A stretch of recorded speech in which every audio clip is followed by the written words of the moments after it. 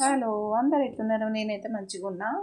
Weekend కదా, evening snacks ఏదైనా చేద్దామని మిర్చి బజ్జీకి అయితే పిండి ప్రిపేర్ చేశాను.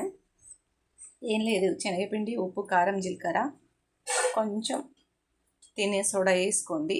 ఇది కలిపిన తర్వాత ఇదిగో మిరపకాయలు చీల్చి ఇందులో గింజలన్నీ తీసేసి, ఏం లేదు దీంట్లో వామ కచ్చా పచ్చాగా పొడి చేసి అందులో కొంచెం శనగపిండి వేసి కొంచెం చింతపులుసు వేసి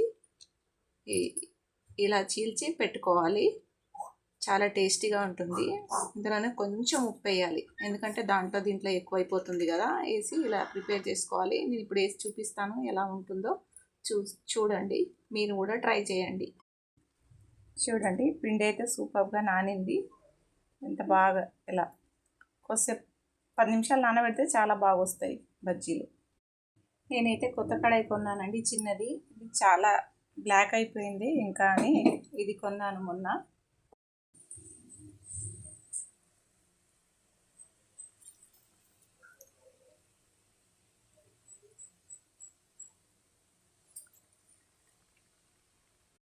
చూడండి, మిక్సీ బజ్జీ రెడీ.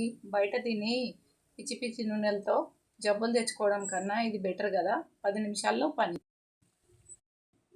ఎమ్మి మిర్చి బజ్జీ రెడీ. చూడండి, ఇట్లా ఆనియన్ పక్కన నంచుకొని తింటే బాగుంటుంది. మీతో పెరిపిరి అని దొరుకుతుంది, పెరిపిరి చల్లుకొని తినండి. లేదంటే ధనియా పౌడర్లో కొంచెం సాల్ట్ వేసి చల్లుకొని తింటే బాగుంటుంది. నేను ఈ కాలిన మిర్చిని 2-3 భాగాలు కట్ చేసి మళ్ళీ ఆయిల్లో వేసి తీస్తే కట్టిమిర్చి అవుతుంది. చూడండి, కట్టిమిర్చి కూడా రెడీ. క్రిస్పీగా ఉంటుంది, ఇదేమో కొంచెం మెత్తగా ఉంటుంది. మీరు కూడా ట్రై చేయండి.